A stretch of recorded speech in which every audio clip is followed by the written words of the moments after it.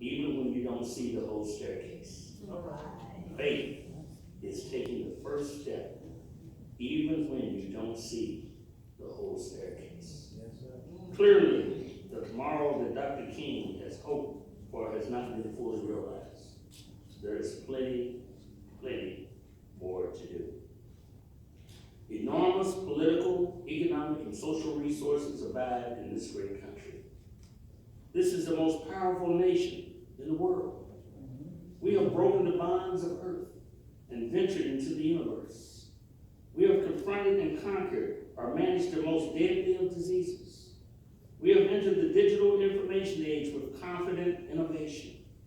Yet, we all have laid with the most fundamental and essential element of this equation, ourselves and our relationship to each other.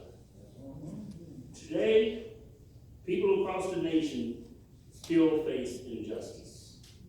We still haven't closed the gap between races in our country. The scales of injustice aren't as unbalanced as they once were, but they are still uneven. Yes, sir. We must reject that which divides us and weakens us. We must throw off the shackles that undermine us. We must reach deep into ourselves and identify and nurture our best intention, and then reach out and apply what we know and make this a better world for all of us.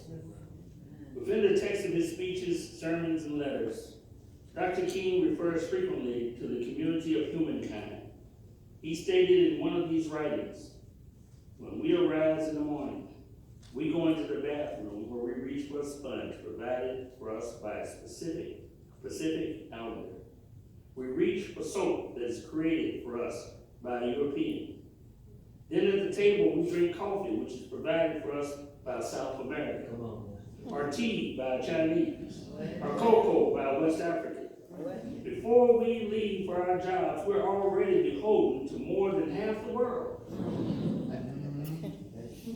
Take note, we are inextricably bound together." Dr. King was telling us that we need to recognize the gifts each of us have to share with one another and reciprocate those gifts with our own. Our gift may be skill in caring for the elderly, financial wealth, a love for children, or a talent for teaching. Whatever it is, to share these with all people, regardless of race, for the betterment of the global community. Here we are today, and too many people still carry the fear, the prejudice, and anger that Dr. King fought against in Montgomery, Birmingham, and Selma. Many Americans, it seems, have turned Dr. King's vision for our country into a pipe dream. But let me say, those who have become weary waiting for the dream to come true can draw strength, not only from Dr. King's words, but from his life. No one had a better reason for abandoning his dream than King himself. You need only to look at his sacrifices. He made big sacrifices while many of us give as little as we can. We must give. This is how we continue Dr. King's legacy. We must give of ourselves. We must give time. We must give our better nature to every effort. There is a plan out there waiting for you to put it on. It is tailored, made for you. It is yours and yours alone. It fits perfectly around your dream. Seize it and work it. Finally, everyone, there is no greater honor than when you reach back and bring somebody else across. Reach down and bring somebody else up. And reach out and bring somebody else in. That's when you are truly honored. Embrace this. Don't let them change you. The time is now to strive for excellence. Keep it in mind that whatever you do, strive to do it so well that no one among us or who preceded us or no one yet to come, no one yet to be born, could do it any better.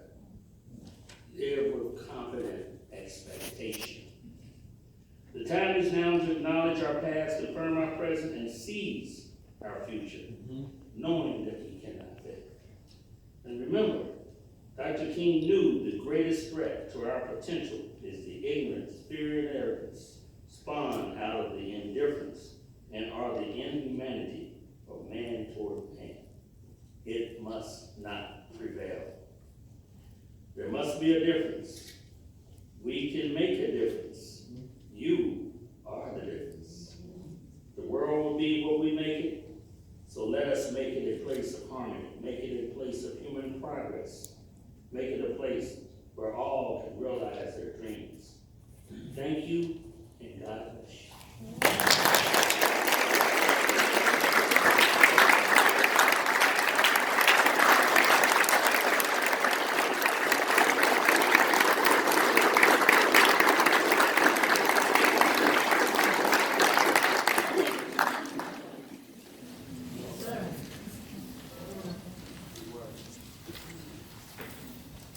It's our privilege this evening to have before us two individuals who have experienced Northern Kentucky from the time of their birth. And we want to share with you not all the wisdom that is available, just to share some wisdom that they can share with us this evening through experience, not only in education, but also in their years of service to Northern Kentucky, particularly in the Covington area. Granted, we could have found several people, but given that you don't want to be here till midnight, we decided on two persons, and next time we'll have two others, and to see how this works out. I want to introduce the two individuals before us. Mr. Sean Bohannon is a vice principal of the school in Covington, and he has how many years service? 21 years. 21 years. Think of that as far as, and he still looks like he's 15.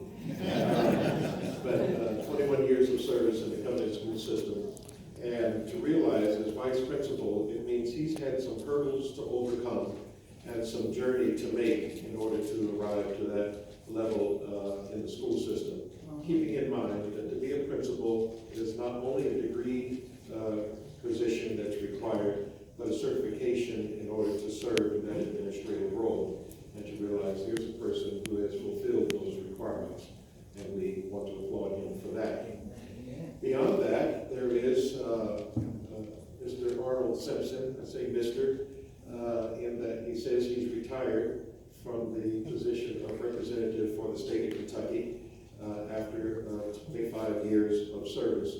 And we are honored to have him with us this evening to talk about some of his experiences from the legal perspective of serving in the state legislature for the state of Kentucky. So we're going to have a conversation. We're asking you to listen in, and perhaps some of their thoughts will strike you as well. And hope you don't finish listening before we finish talking. So to ask both of you gentlemen, reflecting on your youth, negotiating your way through the Covington schools, what tools did you use to survive? Mr. Simpson? Well, first, let me give thanks for the opportunity to be here, being a member of the panel. Going back to my education in Covington, we're going back decades, so bear with me. But reflecting back, I think the most important skill and tool I use to be successful in school is really the ability to listen and to work with others. In many instances, we come across people throughout our lifetime that they see things differently. And sometimes it may seem illogical, but nonetheless, it's very important to listen to them and try to ascertain their point of view and to move forward, not understanding any disagreement. Mr. Head? One of the skills I took with me, and again, I want to give honor because I'm honored to be here.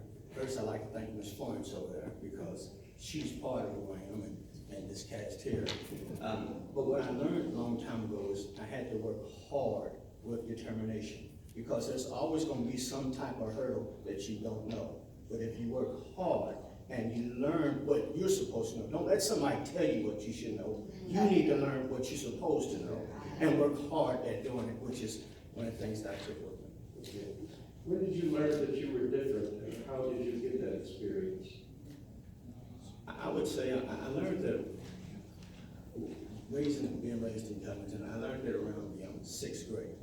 Sixth grade? 6th grade. That's when I could tell there was a difference, because there were a lot of obstacles and hurdles for a lot of us. But as I had a grandmother who says, there's no hurdle that you can't go through, go over, go around. And so whatever hurdles in your way, son, you better do it. Go through it, go around it, or go over it. But that's what you're gonna do, because again, we can't have that crabs in the barrel mentality. We cannot have it. And some folks would lose hope, but as a principal, as a vice principal, my job now is to instill that hope in our students. What about you? When did you first learn that you were different, and how did you get that learning? Well, quite candidly, I don't think I am different. I think looking back upon my experience in high school, and it's really a twofold process. I obviously begun my education as a student at Lenhof High School, which was a all-black school with basically all black teachers who were engaged in every aspect of my life, who was very, very supportive as a youth. And then through integration, we went to a segregated school, and we had to deal with the challenges that we all face, going from an all-black environment to an environment where I was working with black students, white students, black teachers, and white teachers as well. Therefore, I didn't see myself as different. We all dealt with the challenges in different ways. And I think, what Sean alluded to, I mean, to be successful in school, you have to be focused. I mean, it's something that you hear in the civil rights movement. You have to keep your eyes on the prize. That's the key. Sometimes it's going to be difficult. Sometimes you might not feel that you're able to overcome some of the obstacles. But if you keep your eyes on that singular goal of success, I mean, it was a very apparent component of my life, and quite candidly, a lot of my colleagues, a lot of my fellow students did as well. How did Dr. King affect your success, your negotiating through the education arena and then your political or professional career? There's a single aspect of my life that I've enjoyed, these successes and failures, that I did not benefit from the sacrifices of Dr. King. When you talk in terms of Dr. King, sometimes we all know his speeches, we understand his sacrifice, whatnot, but what he has done, not only from a conscious point of view, like fighting for freedom and opportunity, but from the subconscious point of view. I've had a multiplicity of success. I've been the first on a number of occasions. That was all predicated not only upon my skill set, but the mindset of Dr. King's teaching has not only myself, but the individuals in my community. I mean, we became open-minded. We became very, very common to understand and embrace diversity. There's nothing to be afraid of. And as a consequence, as we embark upon our career and as we finish our career, I'm always touched by his words. Do you have any particular things that Dr. King could have influenced to where you are? Yes, well, Dr. King consistently had a growth mindset, and failure was not an option, And so for me, again, listening to his speeches, reading his speeches, and reporting on his speeches, that was one of the biggest pieces that I did take from it. Elements is you have to have a focused mindset, but it has to be a growth mindset, and there has to be equity for all. And when there's not equity for all, it is your job, it is your responsibility, your duty to really fight for others and learn your skills. So with the growth mindset, growing your skills, you can do for all. That's right. Is there still the same attitude in our communities today as it was during the time of Dr. King? When it was necessary to have things like marches and forums or events that were more in your face, or at least attempting to impress legislation or impress government to face some of these issues that identify us as being different, as opposed to even what Mr. Simpson says. Granted, we may not have seen ourselves as being different, but our culture elevates that notion that somehow there is no equivalence or equality between us. And to wonder if there is still something today that has to take place, similar to what was done back during the time what we call the civil rights movement. That movement, has it ended? No, sir. We can call it two sets of rules. And what I mean by two sets of rules, and we all know the meeting before the meeting, when there's a decision made before the meeting. So you have to prepare yourself for those particular events. And having two sets of rules,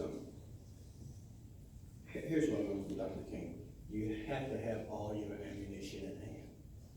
As long as you're doing right for the right reason. And in education, if you want to go for something, make sure that you have everything that you need behind you, whatever requirement it may be, because your counterpart may not need to have all that. He or she may be able to move forward without having those requirements. But for you as an individual, you must have it ahead of time. Don't go in for something when you don't have to meet the requirements. Don't even ask for it. Make sure you have it. But also go in and still with that growth mindset that this is what I want. I work hard for it and I do have the experience. So now give it to me so I can work for the good of all. And make sure that you're better than your counterpart. I'd like to address that. I think it's very, very difficult that we continue to practice protocols that was employed in the 60s.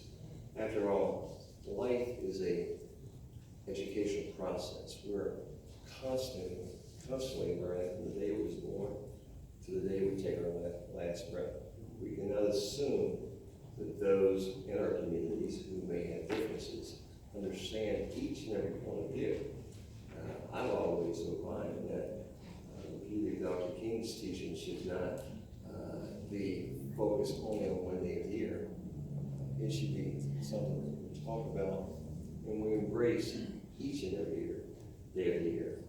It's far important, and as we deal with individuals who, for one reason or the other, don't share a point of view, it's pivotal that we collectively work toward the goal of educating them. And in doing so, it's a two-way street. The most important skill in communication is not speaking, it's not writing, it's actually listening.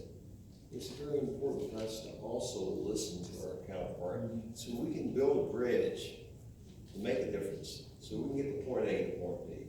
So I think that's very important for us to continue not only to have the communications programs like this, dialogues, church dialogues. We need to encourage more involvement in our educational institutions and whatnot, because unless we do that, I think we fool ourselves. Sometimes history slips away. And you know the saying, those who forget their history are destined to repeat it. With today's environment, though, as you talk about continuing discussions, the notion of listening and hearing what the other person is saying, is it a value that, honestly, African Americans tend to listen well, also understand the other side of the equation, but they're not complemented with the same courtesy of listening from others? Even if we were to continue the discussion, say even in this room, what kind of acceptance do you believe will still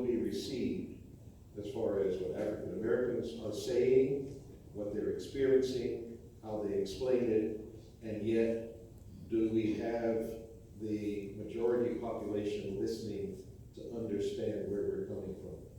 Well, In many instances, the majority population, particularly in Northern Kentucky, let's be frank, I mean, we have a very, very small minority population in Northern Kentucky.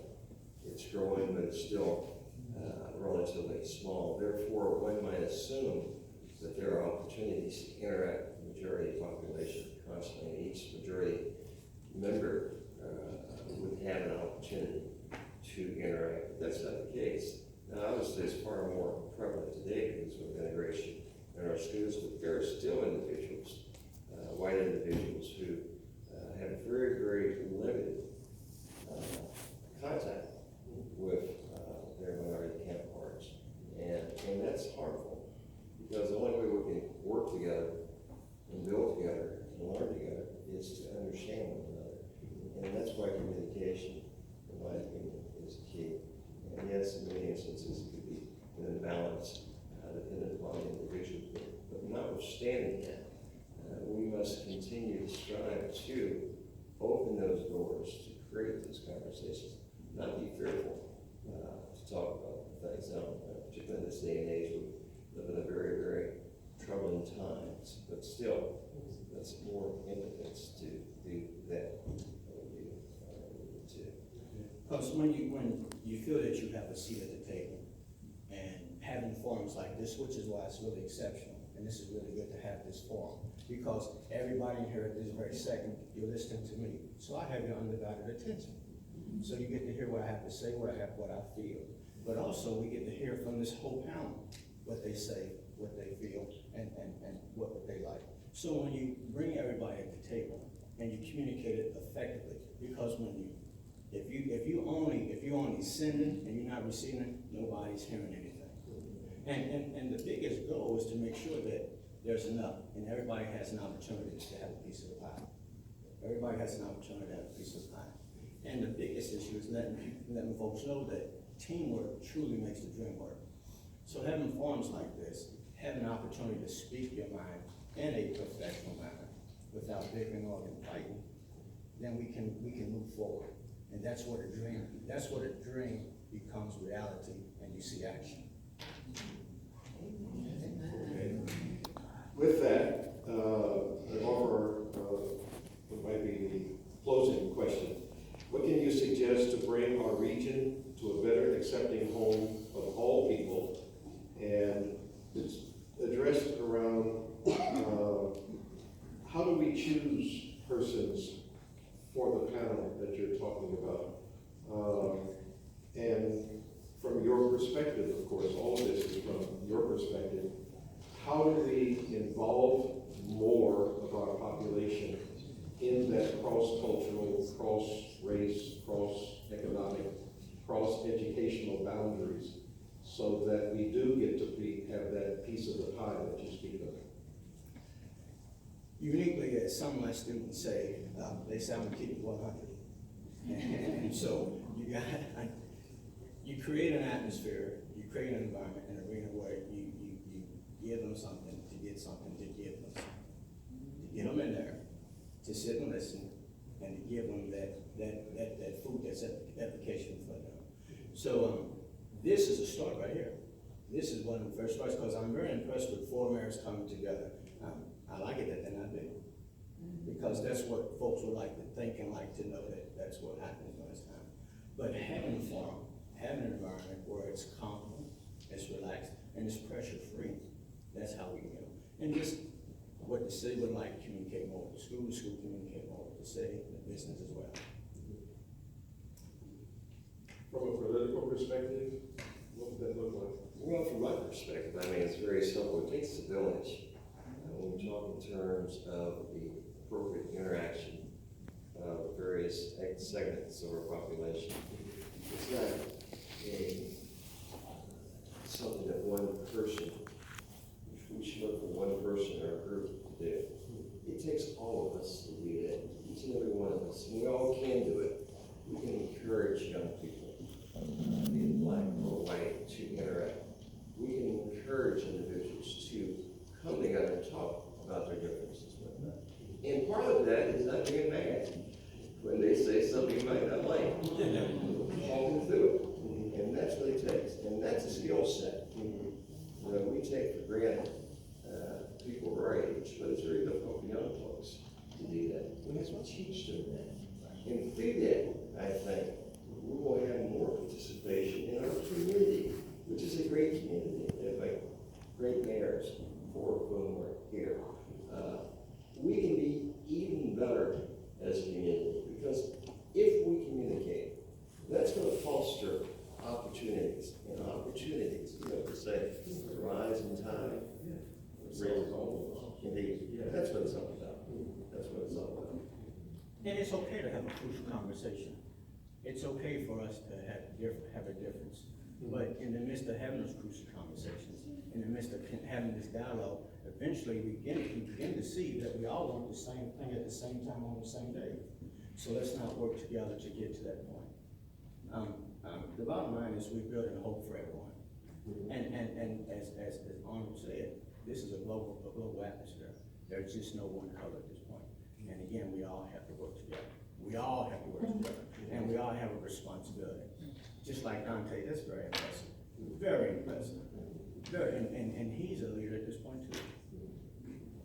Building relationships, that's the key. If there were anything to conclude from our discussion, the closing points that we have, that this community needs to work together. And we've often said that, and it sounds wonderful. The problem comes in doing it. How do we actually allow each other to have an equal say, an equal part, and an equal role that's respected and honored, so that when we do talk to each other, there is the point of hearing what the other person is saying, and understand how the barriers that are erected in our area have hindered. In the particular case, when I talked to the Chamber of Commerce and I asked them, where are the black businesses in this area? And to see that we don't have a long list, and the list that we do have are those who are operating basically out of their homes and as single individuals, as opposed to corporate kinds of leadership. We don't have the businesses that allow the economic growth in our area that we should have, to show that all of us are integrated and not just desegregated, because there's a drastic difference of what we experience in our area. How do we become one community? How do we overcome not only the barriers that we experience in this room, but the barriers of the persons that came at the beginning of this meeting through the videos to tell us whether they're Muslim, whether they're Hispanic, whether they're African American, whether they're gay or not. And all of us have to find a way to communicate and share and listen to each other with honor and respect, and be able to find our own way, to find our role and our position in this big body we call Northern Kentucky. Thank you for your time.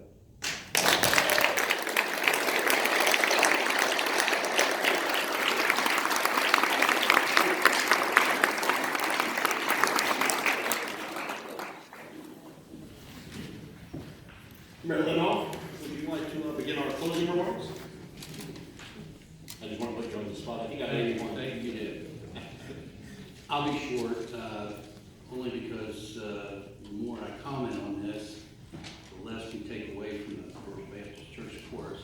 I love you guys. Hear from you again, so I'll be quick. Thank you all for attending tonight. As we said earlier, I think Mayor Fette said it. This is our first annual. The committee will go back with this and we'll revamp it a little bit for next year. Maybe we'll have to hold this in a whole different arena than right here, because with the crowds and so forth.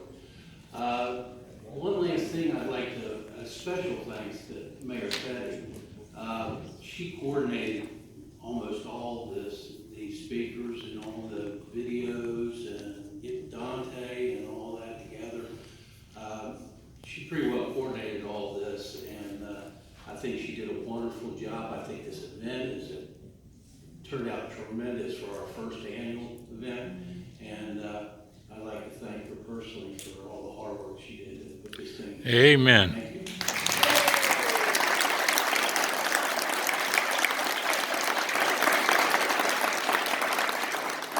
I will certainly echo that sentiment. I'd like to thank Mayor Fette and Mayor Meyer, and of course Mayor Lenhof as well. Mayor Fette and Mayor Meyer for inviting me to be a part of this. It's kind of the southernmost representative from Kenton County. It is wonderful to be here.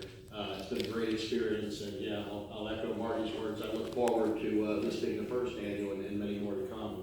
Independence certainly being a part of that. And since they all set the stage, and we're all friends up here, and my friends know me well and know that I am very long-winded, so they didn't give me much of an opportunity. So I've got 20 minutes of very insightful remarks.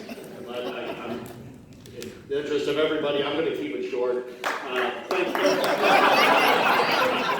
I get that independence a lot too.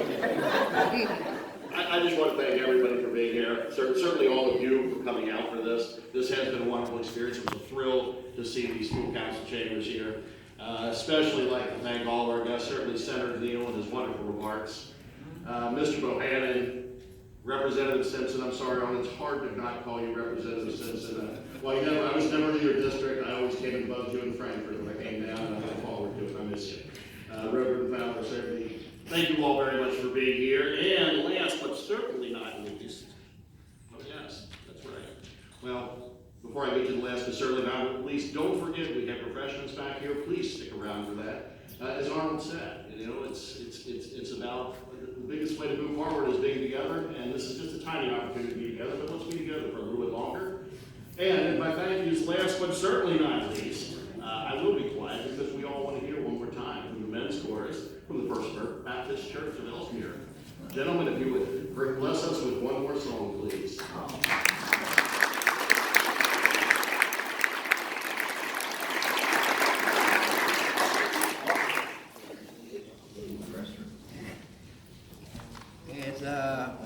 First, before we sing our last song, we'd like to, first off, I'm not a great speaker, so I'd like to thank all those who are invited us here this evening, and we appreciate everybody being here, and we're going to sing our last song, and it's for everybody here.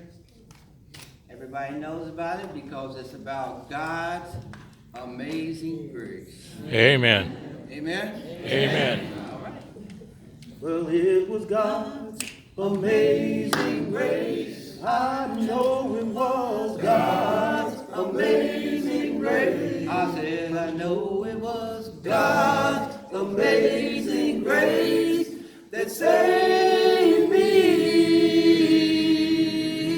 I know it was God's amazing grace. I know it was God's amazing grace. I said I know it was God's amazing grace that saved me. Well, amazing grace, how sweet, sweet the sound that saved a wretch like me. Well, I was lost, but now I'm found. I was blind, but now I see the amazing. Well, it was God's amazing grace. I